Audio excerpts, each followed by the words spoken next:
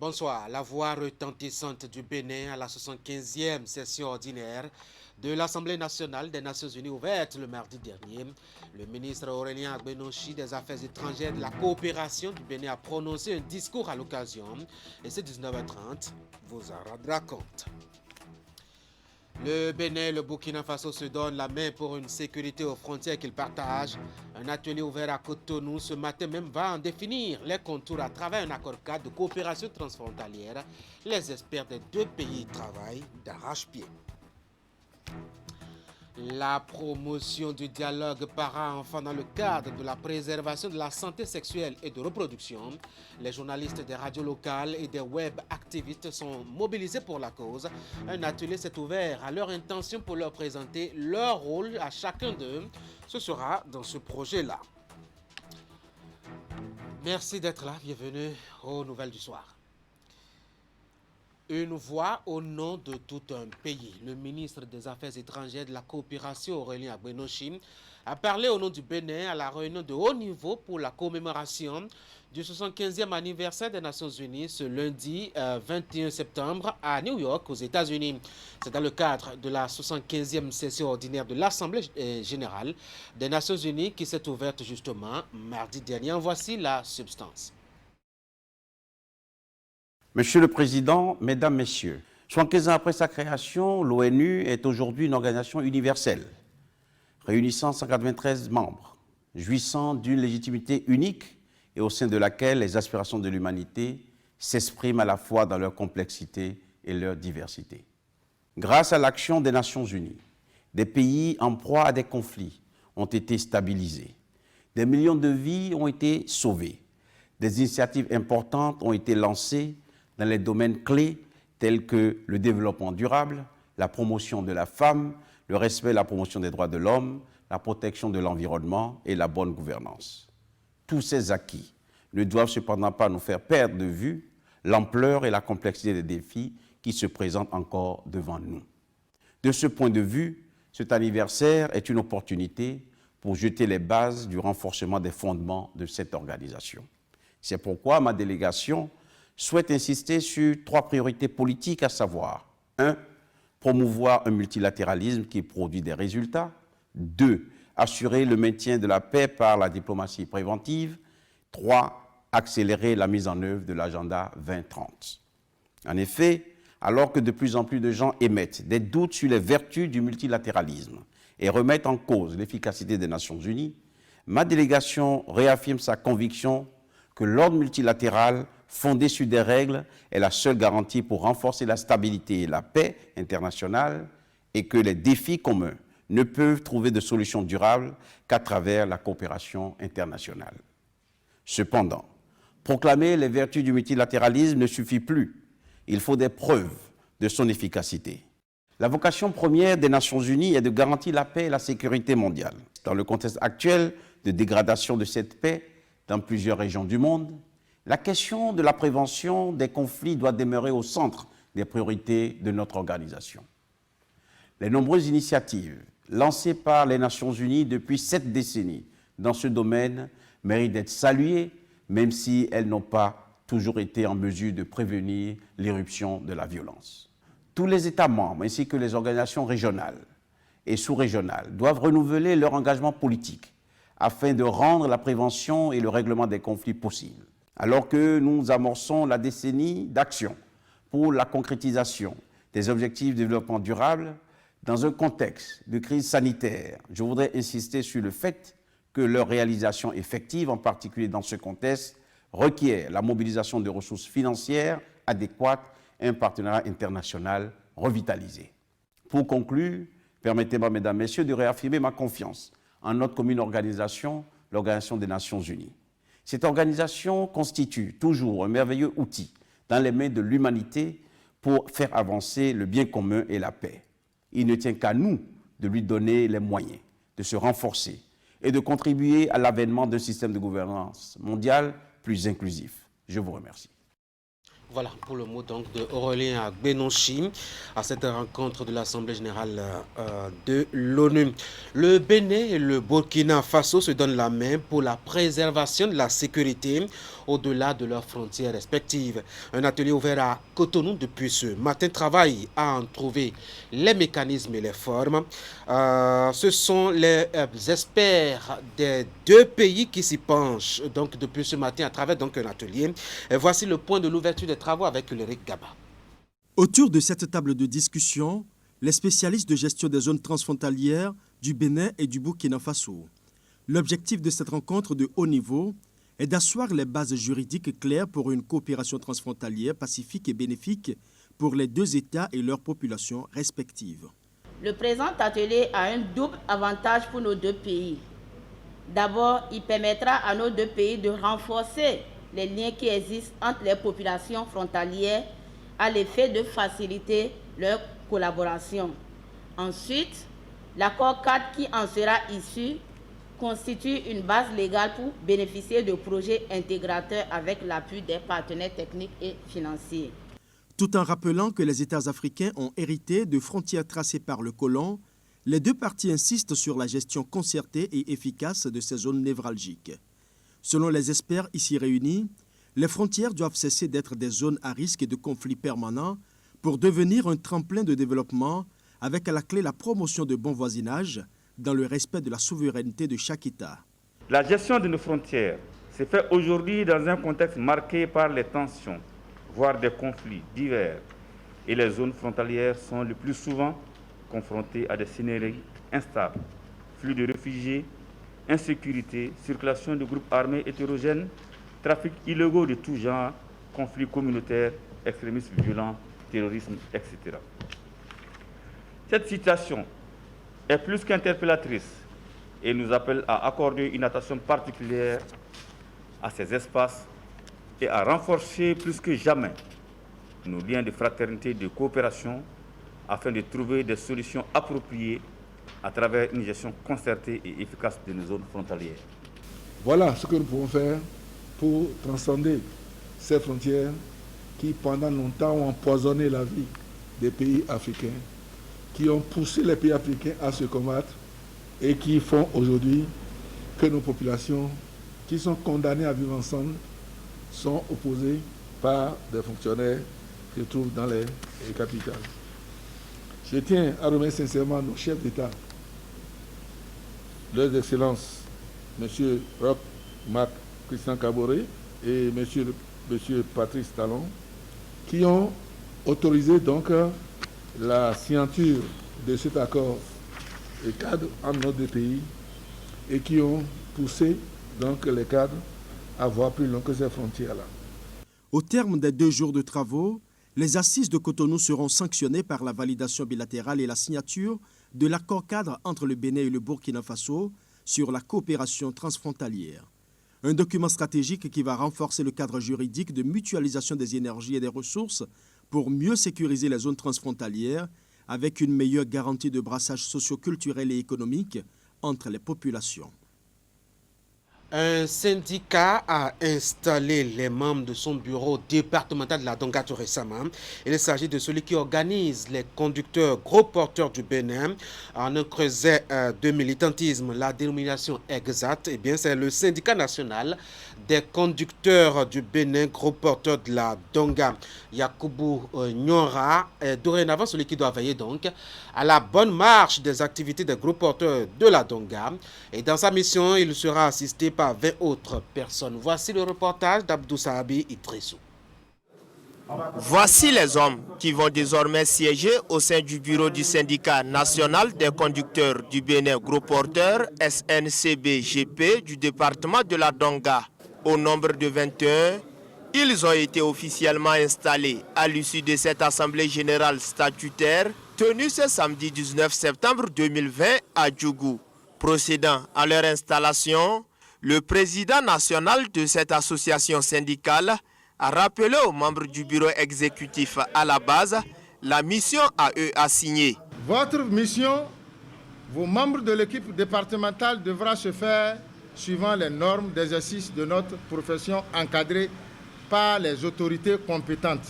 Mes chers camarades, notre responsabilité depuis la naissance du syndicat national des conducteurs du Bénin Gros Porteurs s'affirme de jour en jour.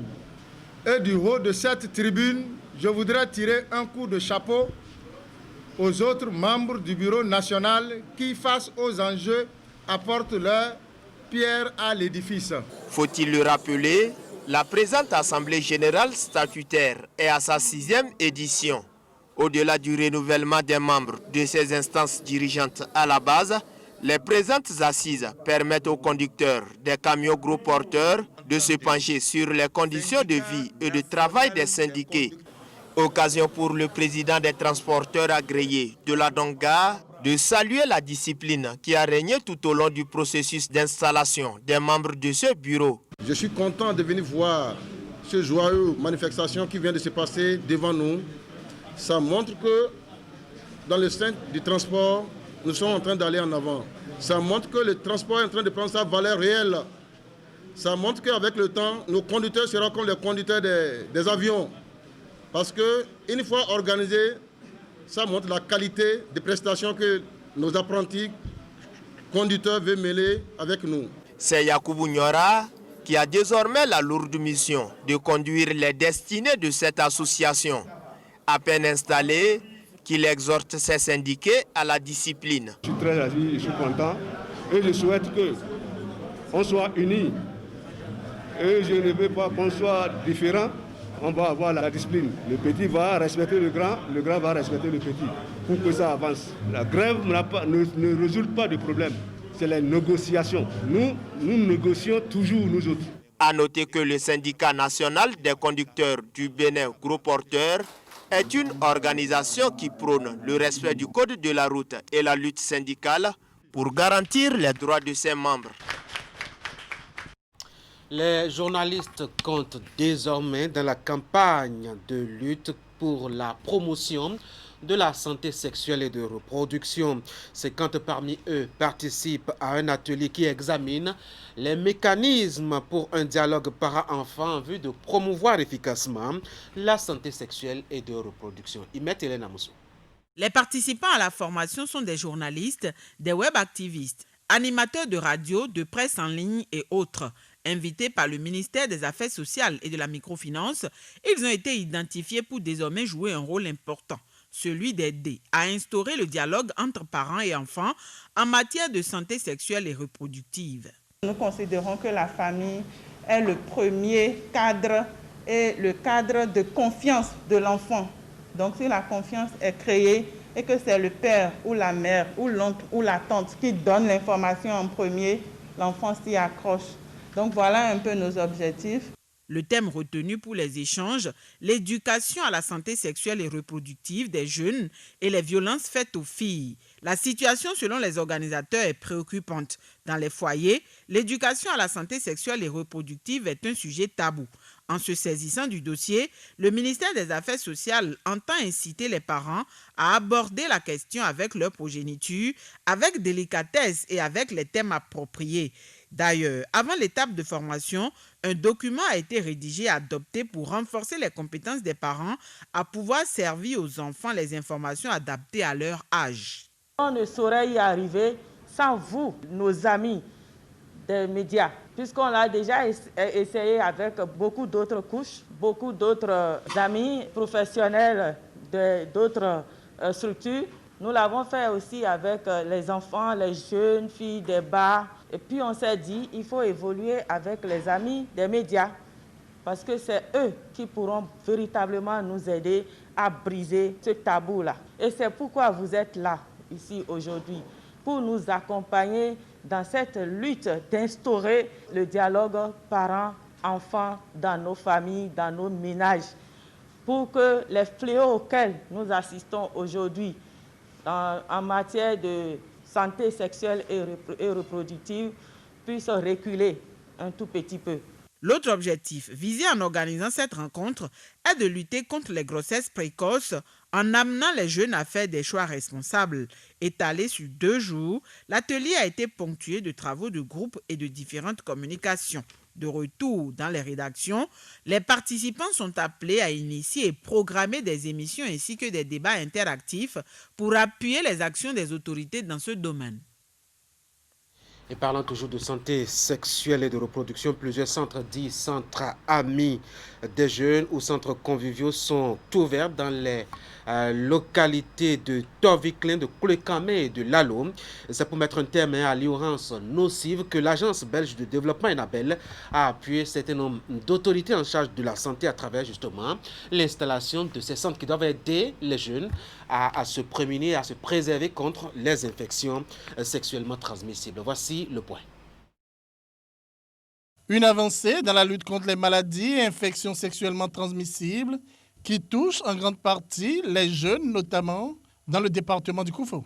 Il s'agit des centres amis des jeunes ou centres conviviaux désormais fonctionnels dans les communes de Koulekame, Toviklin et Lalo.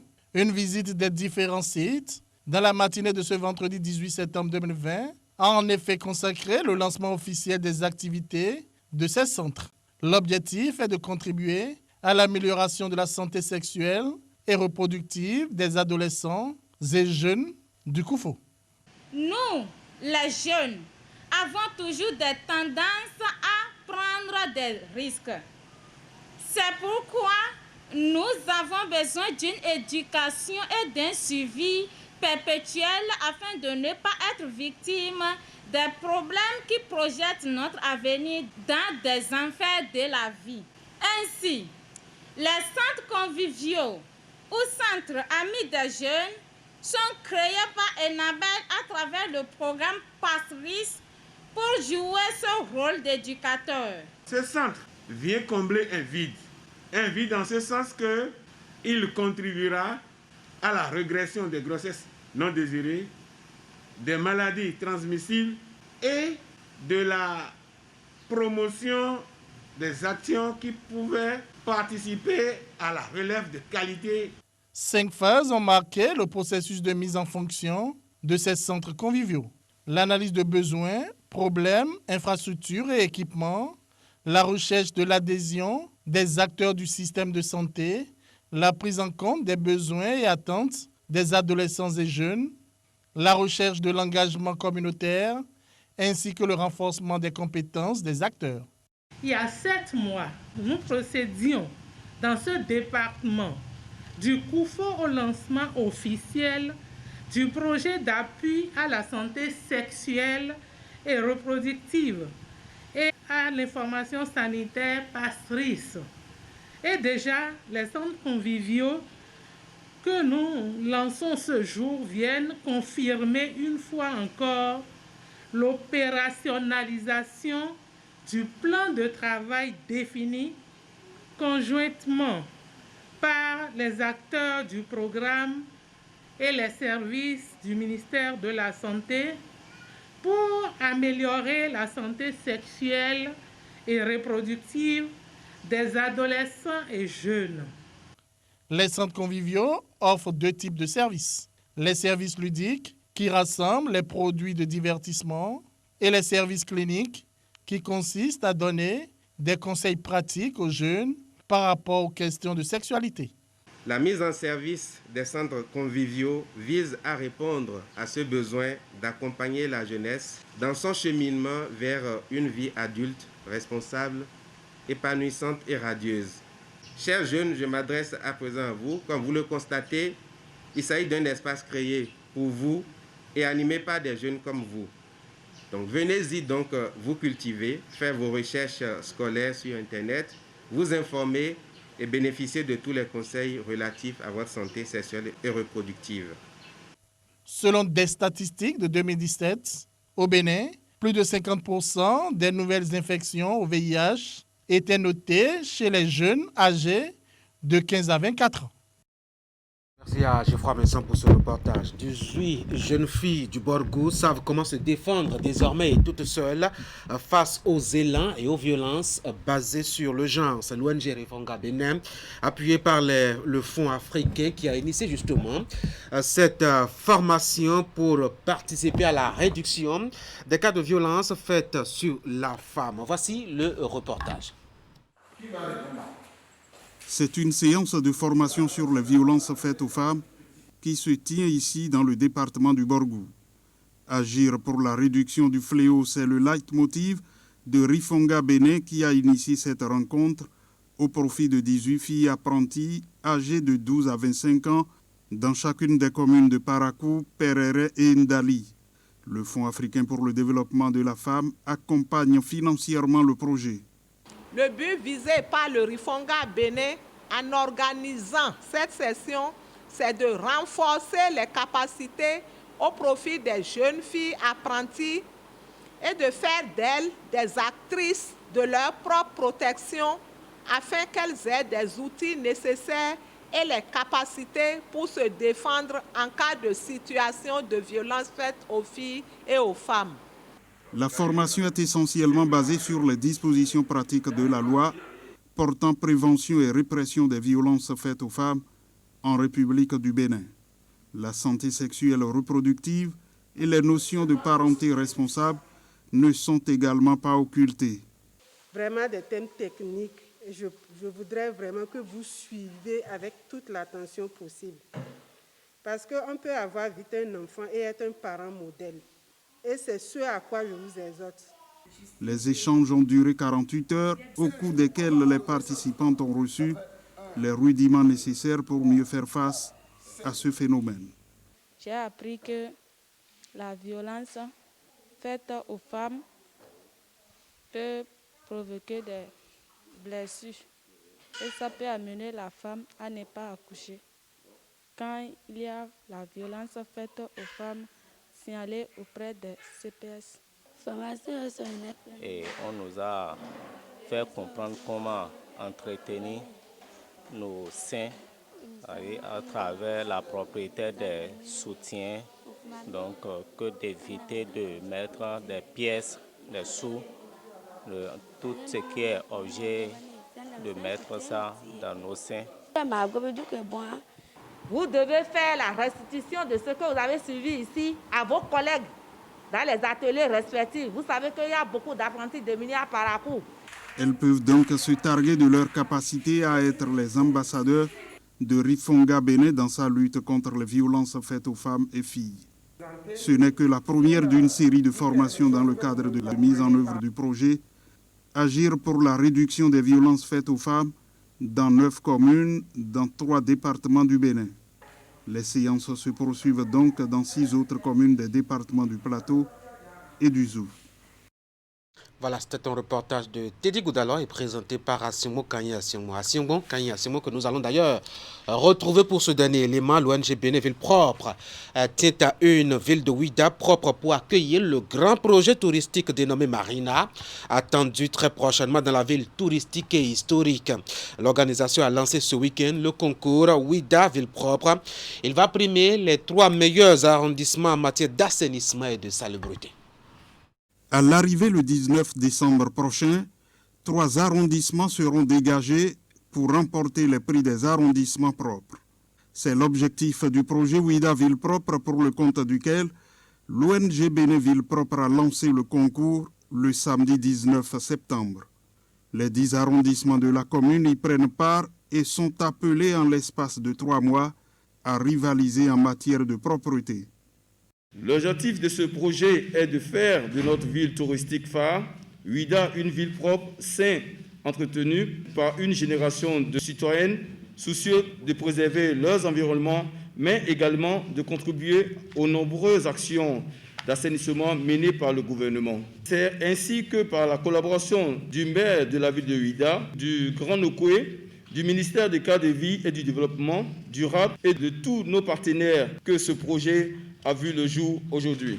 Ouida, une ville historique, une ville touristique, une très belle ville que j'ai pu découvrir. Je l'ai visitée plusieurs fois et j'ai vraiment aimé la ville. Donc ce projet tombe à point nommé et nous sommes très très heureux de l'accompagner. Ce genre d'initiative ne marchera que si la population s'implique personnellement. Les premiers, deuxième et troisième prix à gagner sont respectivement la construction d'infrastructures sportives et culturelles de 50, 30 et 20 millions de francs CFA. Une initiative pour motiver les résidents de chaque arrondissement à rendre leur environnement propre.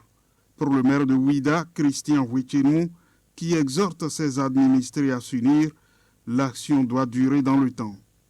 Nous allons démarrer quelque chose qui, dans les jours, les mois et années à venir, doit rester une opération permanente et éternelle. C'est pour cela que j'ai voulu que cette opération ne soit pas seulement la chose du conseil communal et de l'ONG Bénin Bipropre. J'ai voulu appeler dans cette salle toutes les forces vives de Ouida, afin que les sages et les têtes couronnées, les personnes âgées, les jeunes et les femmes puissent se mobiliser et faire en sorte que la propriété de la commune et la propriété de la ville soient une chose partagée pour tout un chacun de nous. À ce lancement de concours, une personnalité, le président de la Confédération africaine de handball, Aremou Manzourou, qui mûrit des projets pour la ville. J'ai eu l'occasion de rencontrer le maire, de partager un certain nombre de points de vue avec lui et manifester ma disponibilité par rapport à mon secteur, le sport de façon générale. Nous puissions, avec les volontaires, jouer notre partition pour que Ouida soit mieux connue. Plusieurs partenaires prennent part à ce projet Ouida Ville Propre, dont la Société de gestion des déchets et salubrité dans le Grand Okoué et l'opérateur GSM Etisalat Move Bénin. Ce dernier s'y implique personnellement à travers sa fondation et œuvre pour que Ouida rayonne davantage. Mesdames et messieurs, ce journal va à présent s'achever. Si vous nous aviez rejoint en cours, sachez que nous avons parlé dans ce 19h30 de la coopération envisagée entre le Bénin et le Burkina Faso. C'est pour partager les forces et les intelligences pour une meilleure sécurité au-delà de leurs frontières respectives. Un atelier s'est ouvert justement à l'occasion. Et puis les journalistes de plus en plus impliqués dans la campagne de promotion de la santé sexuelle et de reproduction.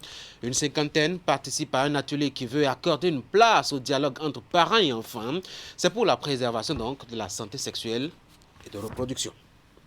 Voilà, vous savez tout de l'actualité au Bénin tel que présenté et capté par Canal 3 Bénin. Merci d'avoir été là. On se voit demain, si Dieu le veut, pour un autre moment d'information. Bonsoir.